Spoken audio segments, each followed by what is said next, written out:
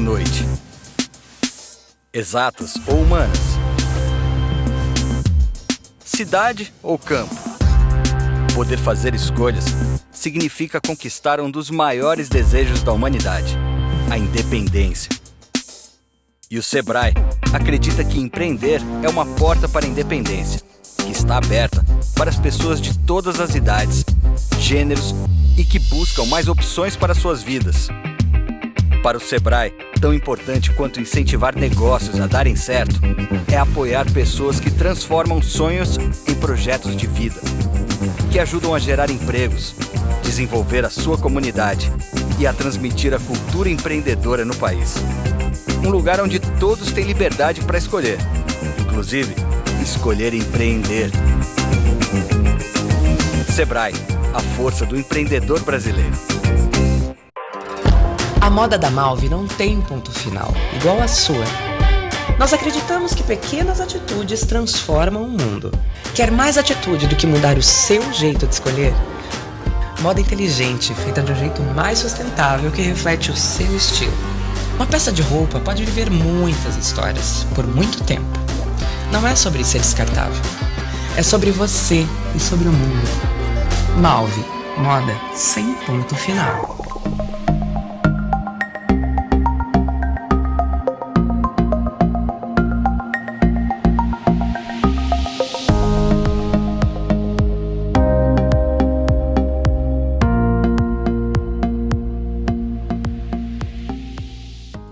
Good evening, good morning, depending on the region you are.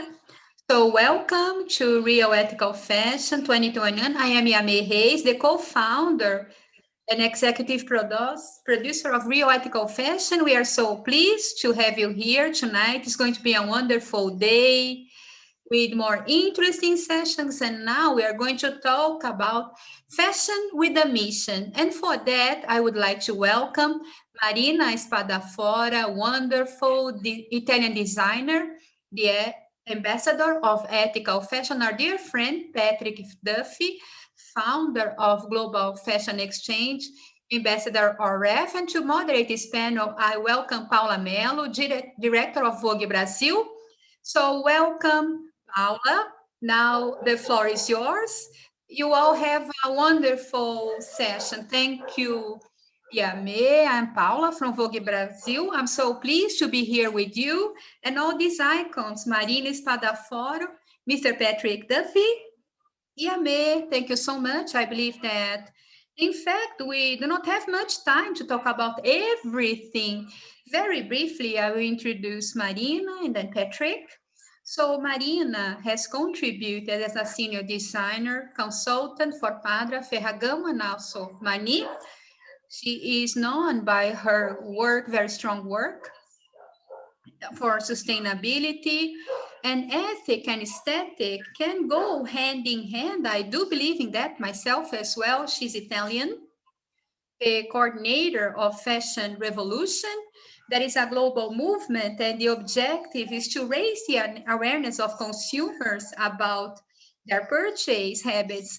I do this constantly, and women together at the UN 2014 New York, they had TED Talks, and in 2014, parades, and they develop emerging economies through fashion.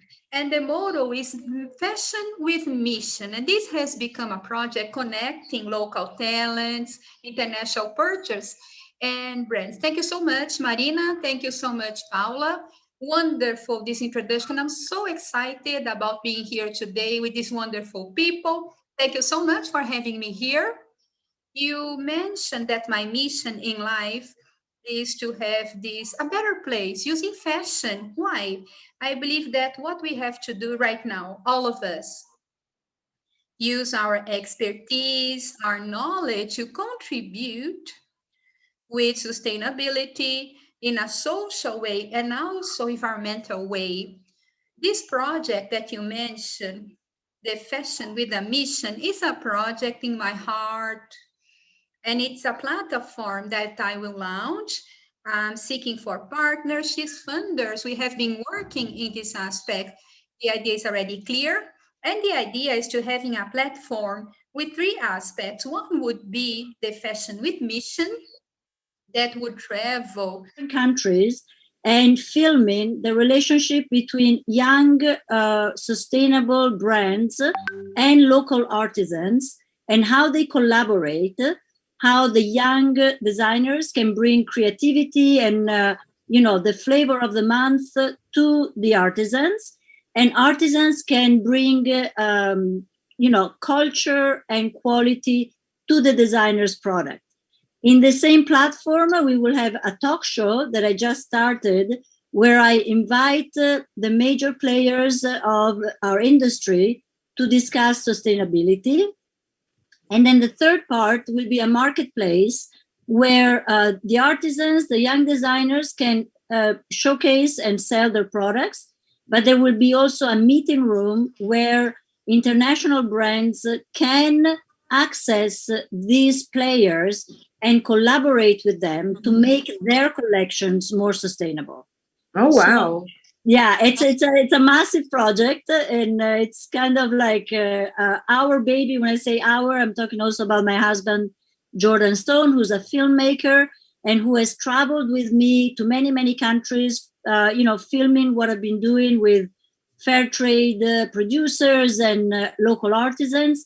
And if I may, I have a very short, it's called a sizzle reel in the industry. Don't ask what it means, but it's like a small video. It's like kind of like a mashup of all the trips that we've taken, and it gives the flavor of what fashion, with a mission is. So if we could launch, yes, it would be great.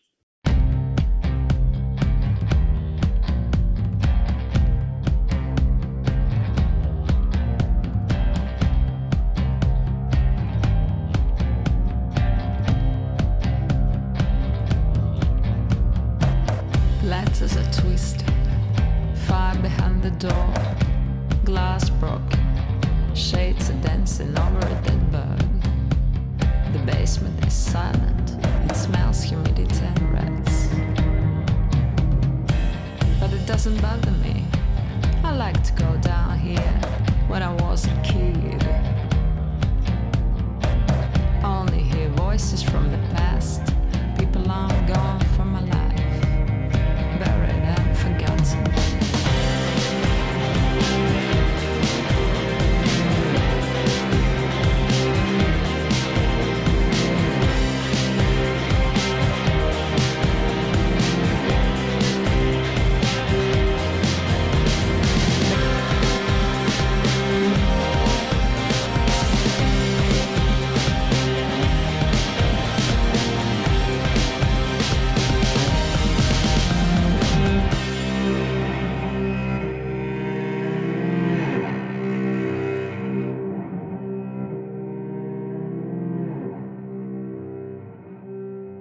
So I think that in less than a minute, we've traveled to many, many different places around the world. And this is the idea. This is my dream, to be able to do this and to also contribute to a more sustainable and ethical and humane fashion. Which is also what Patrick Duffy is doing, is also his mission. So Patrick's experience in producing events and creating marketing campaigns for some of the world's most recognized brands across the art and fashion space. He managed also global partnerships for Common Objective, an intelligent business network for the fashion industry, has launched Mr. Duffy, a 100% circular and sustainably focused clothing collection with partner Fashion for Freedom in Vietnam. So Patrick also has traveled a lot. And his public speaking engages and excites businesses and consumers, which is basically me also, about creating an industry shift and a positive impact, which is what we're trying to do also in Vogue Brazil. Patrick, if you want to talk a little bit more about yourself.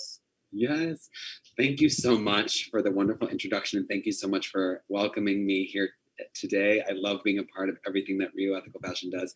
And Marina, it's so wonderful to be alongside you. And I think I know why they call it sizzle reel, because that video was hot. You made it emotional and beautiful and compelling and exciting. And every time I see it, I just want to dive in to get to know more about what you're doing. So I'm Patrick Duffy, the founder of Global Fashion Exchange, and I started my journey in sustainability kind of unexpectedly back in 2013 when I discovered what a clothing swap was. And I had one of my many existential crises at that time. Me every day. A daily thing. And at that time it was like, OMG, what the heck am I going to do with my life?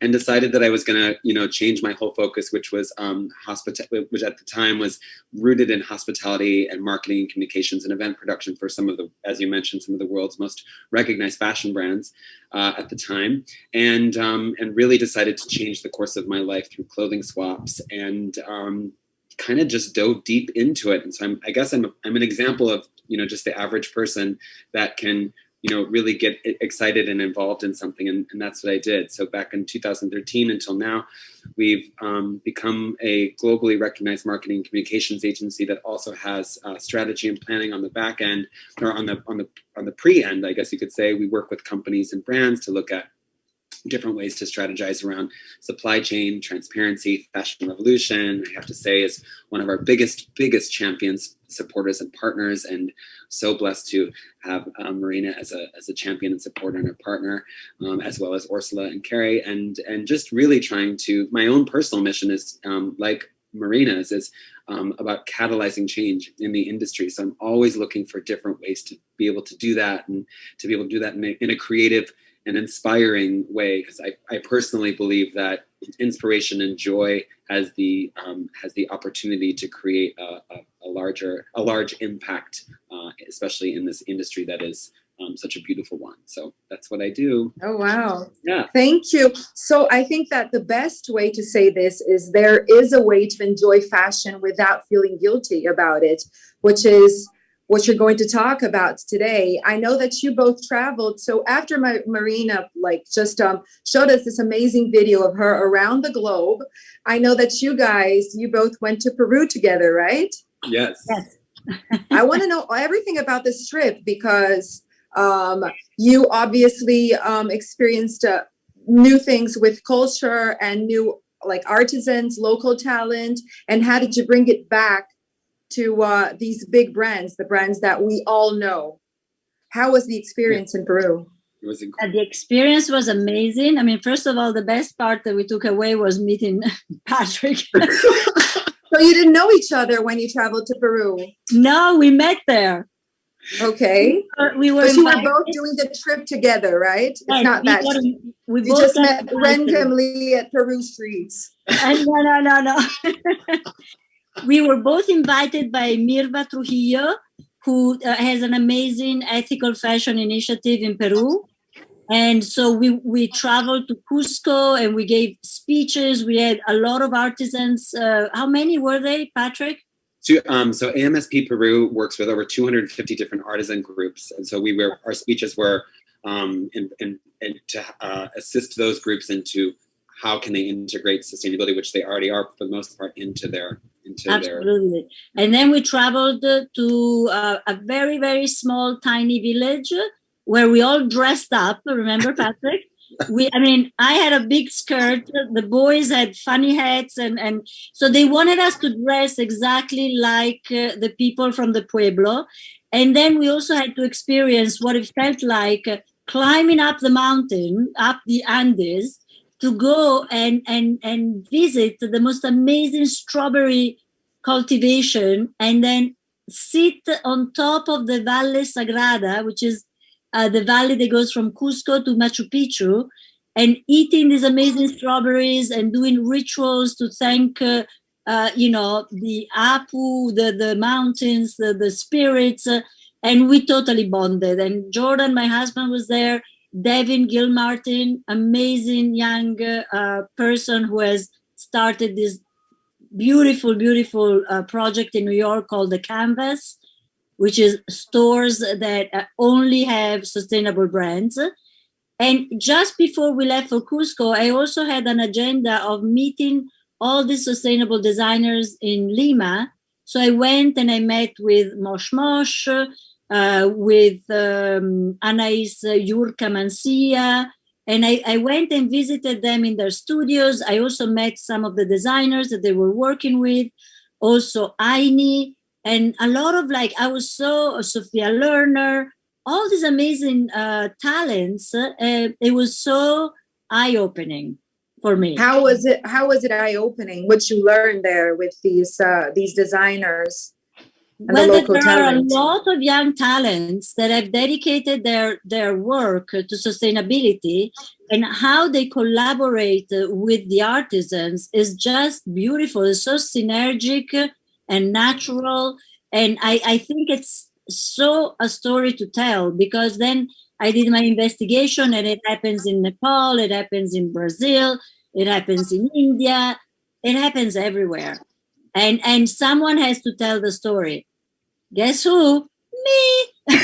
Marina, but Patrick was there also, so he got a chance to see what's happening. What did you learn, Patrick? Yeah, it was really, an incredible experience. I'm somebody who really loves immersive and learning through experience, because I feel like once you kind of take something on, you really, it's just an amazing way to learn when it's so to speak, becomes a part of the fabric of your life and your experience. So being invited by Mirva and also Yurak, her daughter, who are the heads of the foundation, to speak in Cusco to these incredible not only brands but artisans and manufacturers and textile producers about what they're doing was really eye-opening to me as well, because I think being from the global north, sometimes we're a little bit, I'm a lot of it, kind of being from New York City, I'm in a bit of a vacuum. And so we're kind of always talking about what happens in a supply chain and what's happening with artisans and what's happening with the indigenous communities.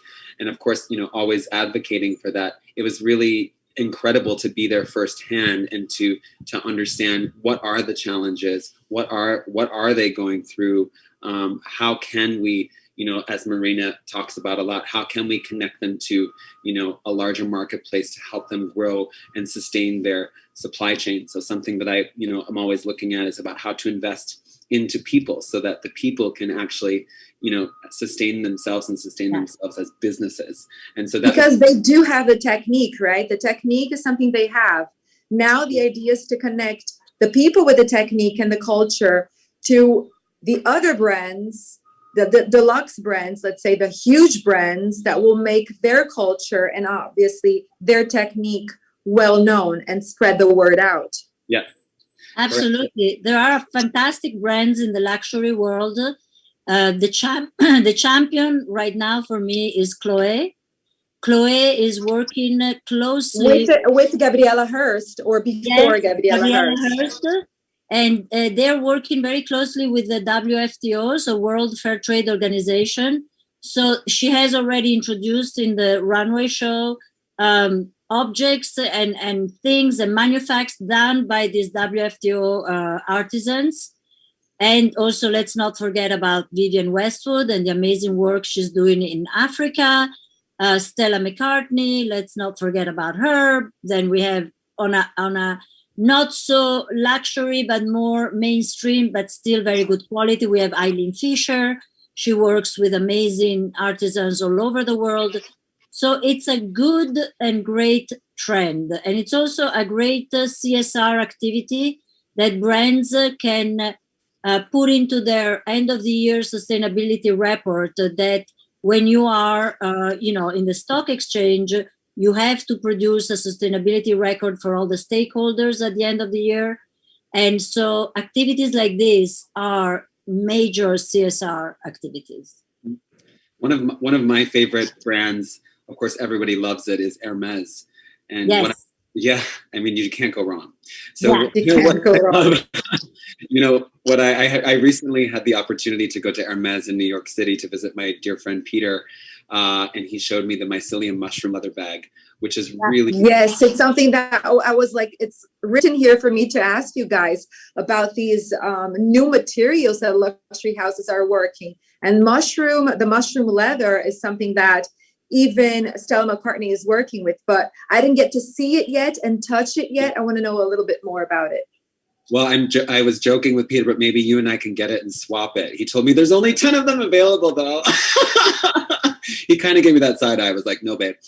Anyways, yeah, it's amazing because they're investing, again, back to that investing into the supply chain. And what's really great about what Hermes does is they look at the opportunities about investing into a supply chain, which actually has a huge, kind of long-term knock-on effect when we're talking about what could investing into a mycelium leather or Mycoworks, which is who they worked with, do for the environment down the road when we're talking about the industrial use of cows and cow leather. Like, how can that reduce the carbon footprint for a company or for a brand? It's really, really interesting. Another one that I love very much is Pangaea. My dear friend Amanda Parks is the Chief Innovation Officer, always inspiring me about how to come up with new supply chains and how to create new supply chains from things that are right in front of us. So we were just recently in Aruba, and she was taking me around and teaching me all about how to turn seaweed into a cotton-like material and what that could do. And it's, so companies like Pangaea, which is essentially, I love it when Amanda talks about it, because she says we're a science material innovation company disguised as a fashion brand. And companies like Hermes, that I know, I love it. I'm like, really? Cool. I love when I talk to Peter about it, because we're always talking about how, and Marina as well, about how heritage and craft and craftsmanship and really taking things back to the people that make it and honoring their processes and honoring how things are made can contribute to the longevity of a garment, its life, and reducing its impact on the environment. But I think you said something that's very important. These big brands, I think the idea is not to steal the culture or the technique, but try and educate their consumers, like where did the technique come from? So this technique, seaweed, transforming it into fabric, comes from this place. It's not something that, let's say, the other brand invented. It's something that comes back from a huge line of people, and it has history. So I think that sometimes I see the huge brands getting the technique and the culture from these small villages in pueblos and saying that they invented something, and how incredible it is to tell a story and say, listen, we went to Peru and this is what we learned, and we applied it to our brand. So I think it's important that the brands do not forget to tell the consumers, where did the technique come from? And if it's something really new and they invented, fine, amazing, you invented the mushroom leather, but there are so many other things that come from the past. Yeah. But speaking of innovation, but done in a very, very natural way, one of the brands that I met in Peru, which is called Moshmosh, they're doing with artisans in the Amazon, they're basically getting like a cloth of organic cotton, and then the rubber that comes down from the tree, and they do this natural latex, and then they put this rubber on top of the organic cotton, and they basically they smoke it over fire, and the final result is so beautiful. They call it natural latex. It looks completely like leather. And I must say, I love it because unlike a lot of vegetable-based leathers solutions that we have out there today, there is no polyurethane. Because the big problem with a lot of these leathers, they're not leathers, they're like semi-leather, is that there is a component of polyurethane, which makes them not circular, because they cannot be composted and they cannot be recycled. So we have to kind of like get the information correctly so that we can make the proper, assessment of all the offers that we find on the market. Some of them have less polyurethane, some have more, but it's there. So we have to find a solution so that instead of having this polyurethane, there can be some other natural ingredient that can keep this thing together. So we're really also like 3D printing fabrics, amazing. But we need to get the polymer that it's plant-based, because if we use the same polymer that it's plastic, then we're not going anywhere. So I think education. That's why among my many hats that I wear, I love to wear the professor one, because I think it's so important to teach young students and kids about sustainability, about the different options, and create a culture about it. And so that it's not just sensationalista, como se dice. It's not like a sensationalist. Yeah, Yes. exactly. But it's more, educated choices that we can make. I totally agree. If I can just build on what Marina was saying, and I think it's really important to connect people as much as possible to where things came from. Of course, that's one of the most inspiring things that I love from Fashion Revolution. Who made my clothes? Where do our things come from? Yes. And as a result of this trip to Peru with Marina, over the years of developing this relationship with Iraq and Mirva, we created a pop-up here in New York City just recently with an event that I did called Swapateria, which is where we took over a hotel for 5 days and we turned it into a swapping and sustainable shopping mecca in Chelsea. And one of the things that we did was we worked with AMSP Peru and connected artisans and indigenous creators to designers in Peru, and created 15 different designs and collections and brought them to New York and did a pop-up shop, which was extremely successful. And why it's so great was we surrounded the consumer in a beautiful experience, which was a hotel, which has the great music, it's got the fun people, it's got the great content, it's got the activities that are happening. And people came in not really knowing, what was this cup made of? Well, this cup is made from volcanic ash and ancient techniques, which if we don't preserve these techniques, they will be gone forever. And how do we preserve the techniques? Very much a lot what Marina does is connecting those indigenous artisans, those indigenous communities and those artisan communities to communities like ours in New York City, where we can then show the people of New York City about why this is so important to preserve and why culture is so important to preserve. So it was really a successful project, Mito Studio. So we had knitwear, we had recycled denim from some designers in Peru, Kaitu. We had many of these recycled jewelry and upcycled jewelry. So it was really just an incredible teaching piece. It was almost like a little education piece. So everybody that came in, of course, what do you do? Exactly what Marina is so good at: tell the story. Yeah, exactly. That's educating people. I always say that we have in Vogue Brazil, we have a sustainability editor, which is Fernanda Simon. She is the executive director for Fashion Revolution in Brazil. So I'm always learning, and she's like, do not believe in that. That's greenwashing. This is not amazing. So she's always educating me. And I think that it's very important for the brands to keep, and people like us, keep educating others so that we are not greenwashed, and that that fashion actually can help regenerate the planet.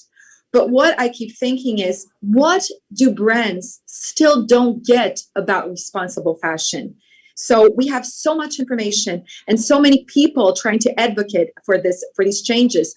But sometimes I feel that brands still don't understand what responsible fashion is about. I think that brands that do not invest in sustainability today, actually, it's not just me thinking it. There's like McKinsey and a lot of, J. Walter Thompson have done studies that brands that don't invest in sustainability today, in 10 years' time, they will be losing 30% of their, overall turnover. So those that resist this tidal wave are making a big mistake. Also because there is one saying which used to be used in these noir films from the 40s and 50s, when there was like a mystery murder thing, it was like, follow the money. Yeah. So now the finance and the hedge funds are doing something called impact investing, which is basically before they decide whether to invest money in a company, They assess the ESG, which is environmental and social governance of that company.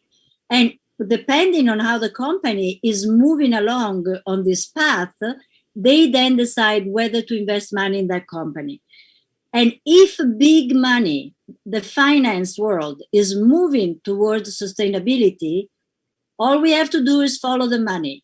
And let me tell you, everything else will fall into place. Because if these big cats have understood that they're not going to put their money into a company that has not understood that their business model has to become circular and not linear, like it's been for decades, they won't invest. I also know of banks that give loans at a lower rate to businesses that have a circular model and give a higher rate for loans to linear businesses. So it's like the big business. Which is something it hasn't happened in Brazil yet. It will. It will happen here, but it's something that's very far away, unfortunately. No, but it will. Just see, it'll be like a tidal wave, like I said. It will just like come on and everybody is going to have to follow suit. And Paula, that's the work that you do. Yeah, exactly. Paula, that's why the work that you do is so important. And same thing with Rio Ethical Fashion, because you're the voice. You're the voce of Brazil. You're the voice. The voice. Yeah, you're the voice. You have to tell him, Paula. Yeah, I gotta tell him, girl. You gotta tell him. But I think that's actually so fashion with a purpose, because it's fashion with a mission. Yeah. Our mission is also to educate. What I keep saying in Vogue Brazil, so sustainability is one of our values. Yeah. And what we do is I know it's still very little, but we neutralize our carbon emissions because we print still magazines. Mm-hmm. So, and we have a project which is Project Muda, which we shed light into the brands with Sistema B, which is I think the B system. We shed light in like the brands that you need to keep an eye out because they're amazing, because they do such a good job with responsible fashion. Mm-hmm. But I have a personal question for you guys. How do you buy clothes? Where do you buy clothes? And how do you buy without feeling guilty? So, because I think that the joy of fashion is wearing things we love. So we love fashion. And do you think that do you feel guilty while consuming fashion, and how not to feel this way? Where do you guys buy? And how much do you buy, or do you buy very little?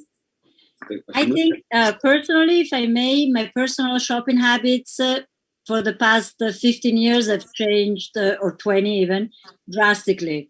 So basically now what I do is, because I have so much access and information about special brands and sustainable brands, what I do is I buy something when I get excited about it. I get excited about the storytelling. I get excited about the product.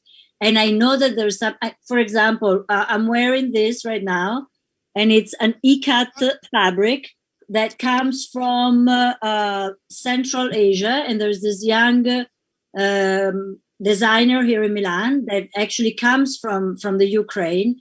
And she goes back, she works with the artisans, she brings back the fabric, she makes these things, and it's beautiful. It's a whole, they're hand woven.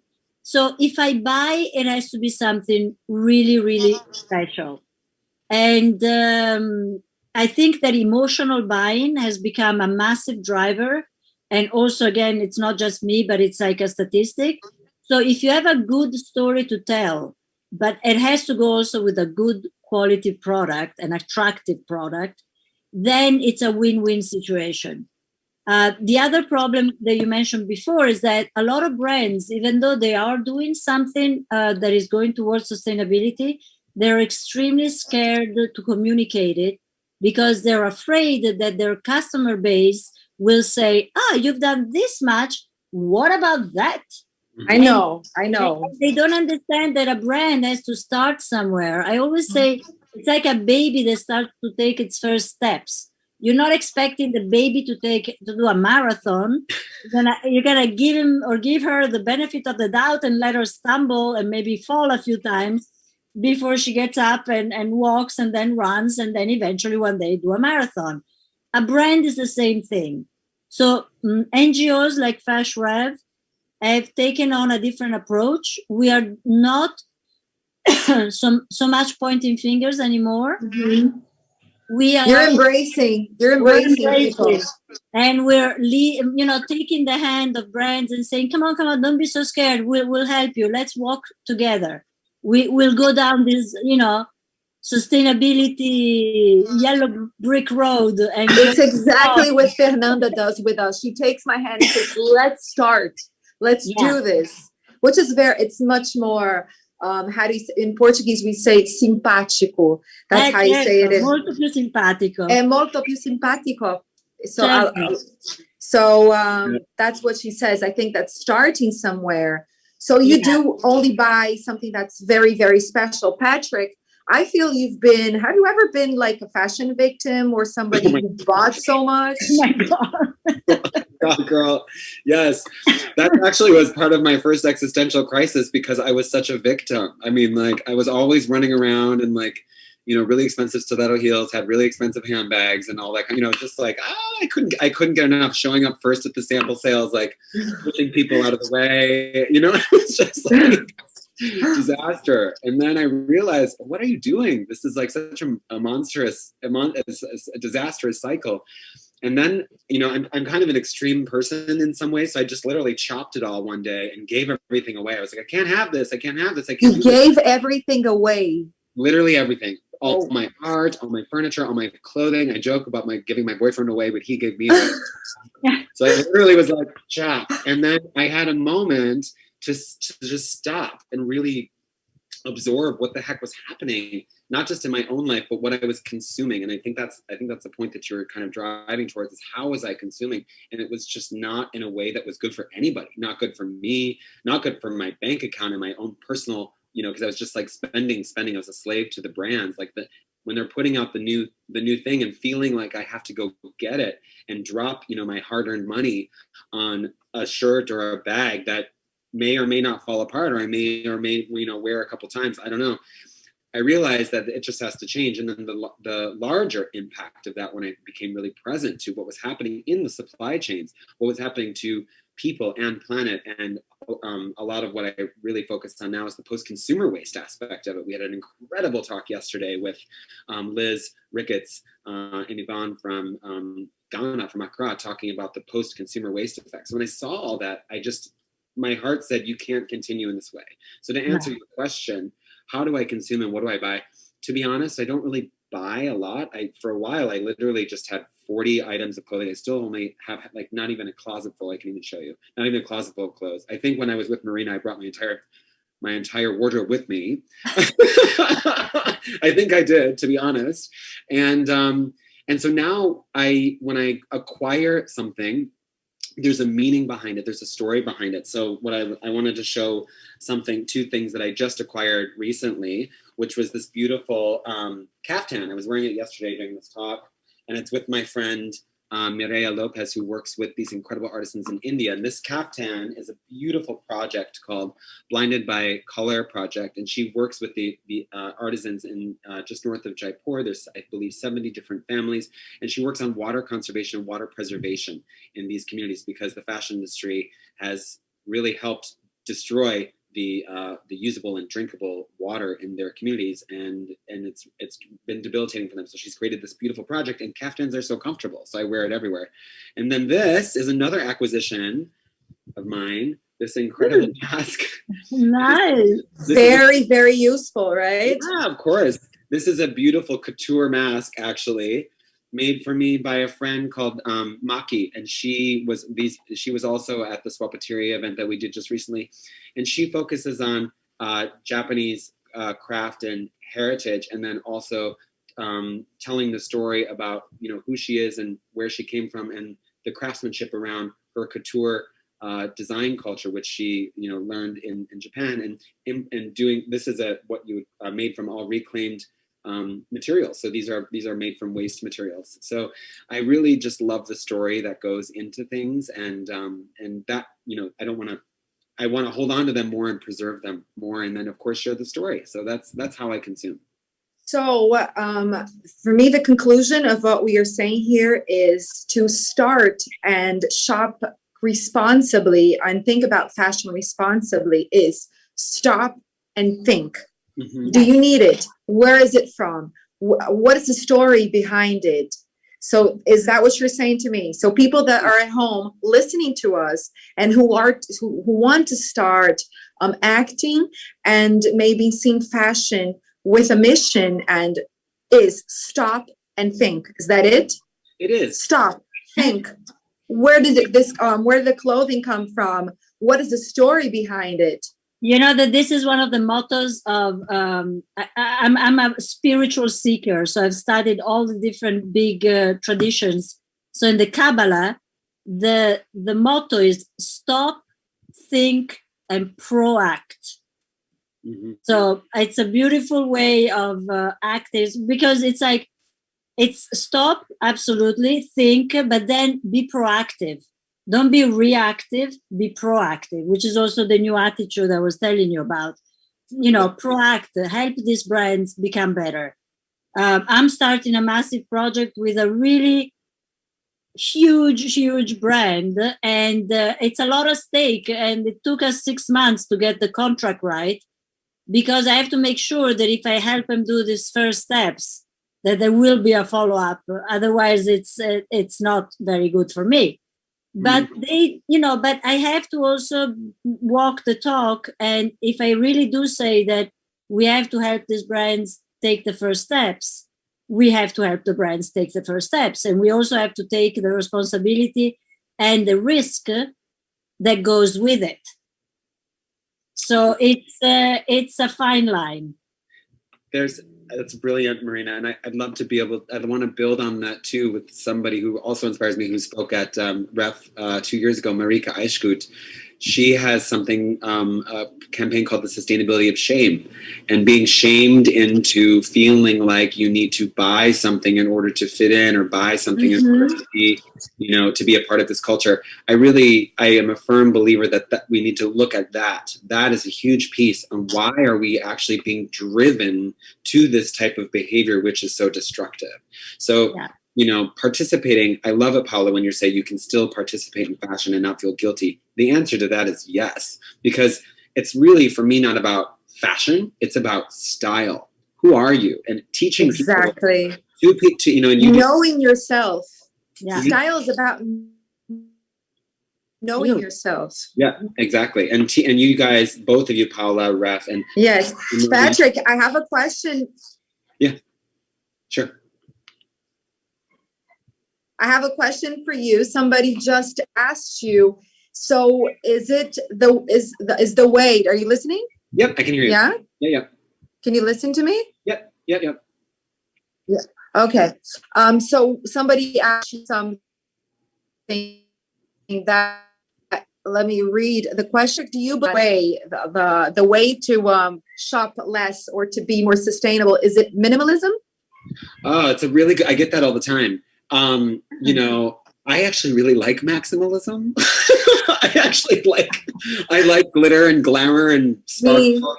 I love Patrick, it. you're my soulmate. I know. Don't get me wrong. We don't need to go into this minimalist Zen white box. We don't need to all wear one item. We don't need to all only. That's not it. And that's a really interesting question, because fashion, again, I think it's really about understanding the difference between fashion and style. And you can have, some of the most unbelievably stylish people that I know don't buy. They swap, they mend, they upcycle, they recreate. They're wearing things for years and years and years.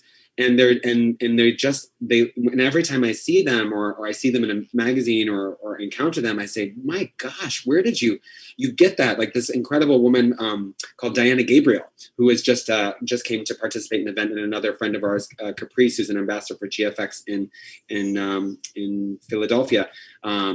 They came and they were, I would say that they're advanced styled women, and they have the most unbelievably couture looking outfits that I would say, where did you find these? And they said, no, we made them. We work with young designers to upcycle this denim. This is a scarf that I've had for 50 years and I burned it and did this. And so, I was just like, you are such icons, because for them, it's not about fashion, it's about style. And and that's something I really believe in. So to answer your question, it's not about minimalism. It's about minimizing your impact and maximizing whatever it is that you do. Yeah. So minimize your impact and maximize the style. Yeah. So I see it. Great. Yeah. And I have a question for Marina about the leather, the mushroom leather and the other leathers that are not, that they don't come from animals. So do you think that the material that looks like leather is more about like greenwashing or marketing? How do you see that? No, I think it's a genuine effort to innovate.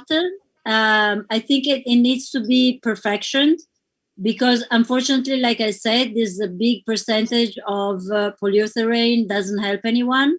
So, but obviously there as well, it's like with every experiment with science in general, because we're talking about science here, is you have to come up, it's a step after step until you get to the right product. Because absurdly, natural leather, first of all, it's a byproduct of the food industry. So until humanity doesn't become vegan, we still will have animals slaughtered for food.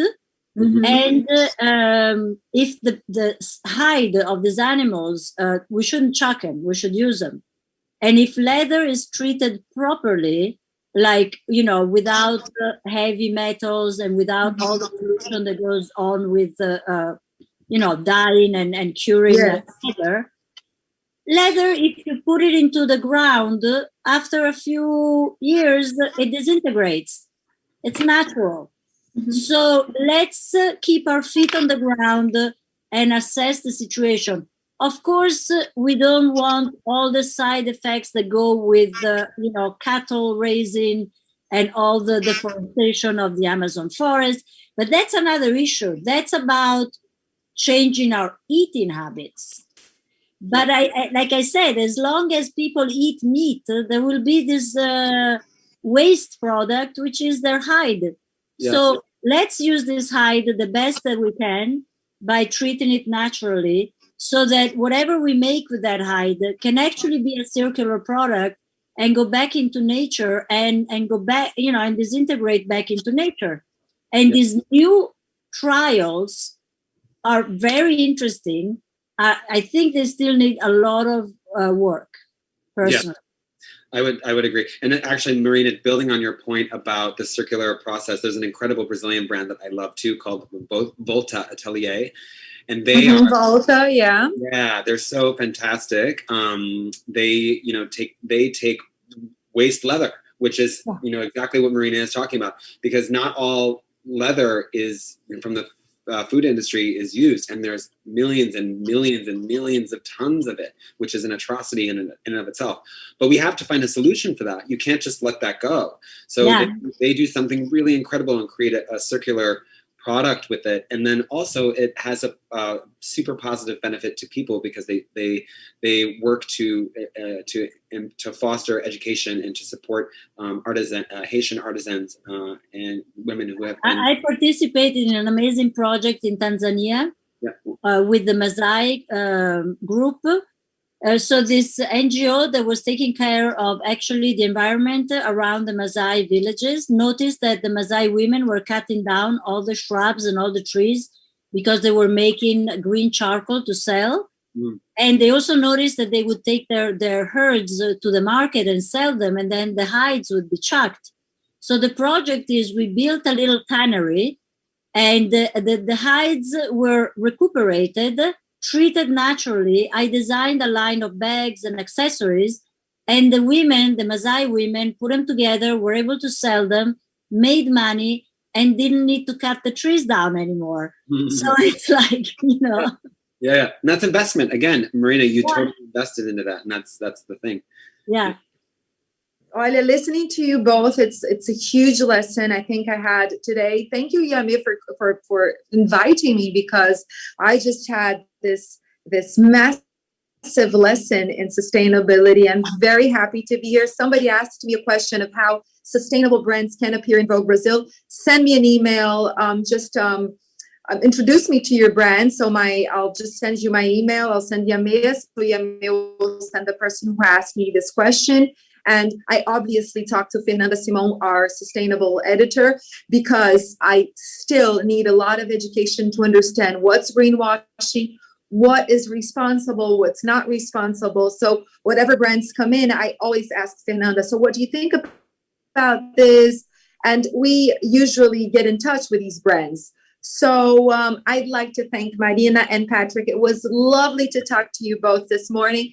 Such a strong mission you have in hands, and how lightly you talk about it. It makes me very happy to see that fashion, you can still enjoy fashion without guilt, and you can wear the glitter, Patrick, and be like maximalism and be a maximalist without so much guilt. So I'd like to thank you both a lot, Marina and Patrick, and thank you, Yami.